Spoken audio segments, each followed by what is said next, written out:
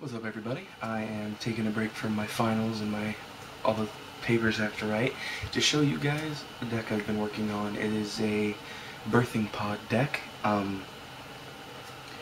with a couple of my own little things thrown in there. It's the deck I've been playing mostly at the F&Ms, other than my Tezzeret deck I showed not too long ago, and it's been doing alright, actually. I'm pretty happy with how it looks. You could always use a little bit of stuff added into it and whatnot, and there's a couple things that still need to be changed. I don't have the cards for it yet. I've been running it without them at the F&M and whatnot. I've been just putting in regular islands and whatnot, but anyways, let's get onto the deck. Okay, I'm going to start off with the non-creature things. First, I have 4 copies of Birthing Pod. I really love this card, honestly. It is so fun to play with, it really is. And then to complement the Birthing Pod is some Mimic Vats, because if you're killing your own stuff, you want to get it back somehow. Mimic Vat helps with that. Mindslaver is a win condition, and 2 Elixir of Immortalities to get my stuff back that I use. I only have 1 in here right now because I lost my other one, because I am bad. Right now I'm using 1 Avacyn's Pilgrim until I can find something better that costs 1, or something I can replace it with. I had a couple Arbor Elves in there before they rotated out, so I just kept him in. Next is the 4 Birds of Paradise, standard 1-drop green, good stuff. Let's see. Then we have 2 Spellskites, just because they cost 2. They kind of ramp up to my other things. 2 Myr Superions. You can get them with Birthing Pod on turn 2, technically 3-ish, and you can have 5/6 on turn 3. Kind of nice. Treasure Mage. These things cost 3. I got 4 Treasure Mages. This is a Birthing Pod / Architect, Grand Architect type deck. With a couple things thrown in there. Treasure Mage is really awesome. It's very, very good for this deck, because I can play Treasure Mage, go get something that costs 6, tap it for the Architect's use, then Birthing Pod it to go get something else. So, very nice. Then I've got 4 Grand Architects in there, as the Mana Excel and buffing of creatures. Very awesome card.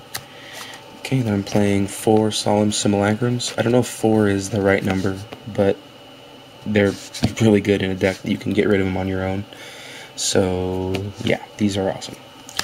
And the best card in here, personally, I think, well, makes all the other cards in here better, 4 Phyrexian Metamorphs. These are the all-star of the deck. They just make everything else better. I love it. So, yeah. And it's an artifact deck at essence, so I've got 2 Kuldotha Forgemasters in there, just in case I don't get a Birthing Pod. I can always use this to get my big fatty artifacts later. And they also cost 5, so it helps my count up to the bigger stuff. And then at the cost of 6, I got the Wurmcoil Engine. Gotta have this guy. This guy plus Mimic Vat, plus like Phyrexian Metamorph and stuff. Good time. And this is a new edition I just added not too long ago. Reaper of the Abyss. This is an awesome card. Awesome, awesome, awesome, awesome, awesome. In this, there was always going to be something going to the graveyard, at least on my turn. If it's your turn and something goes to the graveyard, that's cool. I get stuff with it. And plus, Phyrexian Metamorph makes this card even better, because then I have multiples of him. So, I love this card. Very, very good addition that I just added. So, then we got the Myr Battlesphere. Big fatty that wins when you need it to. Plus, with Metamorph, it makes it really awesome. Next is going to be lands. As you can see, I'm proxying 3 lands, and it's the blue-green dual land from New Phyrexia. I haven't gotten any New Phyrexia yet, really, other than 2 packs, so I've just been testing it out with 3 of the new green-blue lands. And then I've got 8 forests and 9 islands.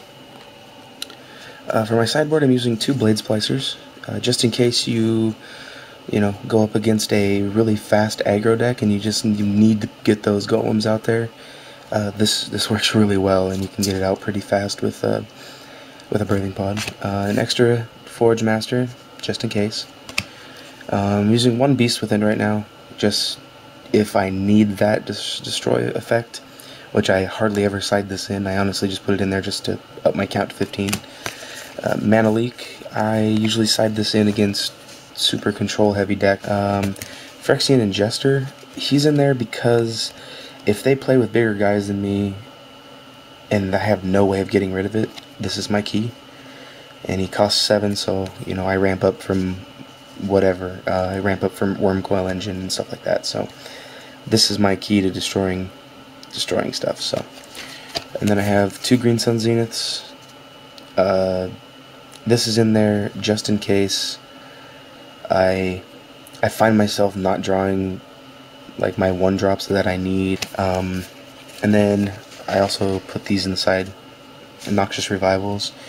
In this deck, you get rid of your stuff a lot, and if you don't have a thing like Mimic Vat out and whatnot, you waste a lot of your 1-ofs. So like if Reaper Demon goes to the graveyard on it, without Mimic Vat out, then I'm kind of screwed. So if I don't get an Elixir, if I find myself up against a matchup that is constantly destroying my crap or countering things, I'll always throw these in there, just because they're free, 2 life, woo, get stuff back. It's pretty good. Well guys, that's the deck. Yeah, tell me things I can add, something like this. I just added this a couple days ago, and it's proven to be working very well. And other than that, winter break is coming up next week, so hopefully next week I'll be at home. I will be bringing my camera with me, and we're going to see what goes on from there. I'll probably put out a couple of gameplay videos. I might play some LOL. I might do a couple of WoW arenas or something. I don't know yet. We'll see. Stay tuned, guys, and find out. Thanks for watching.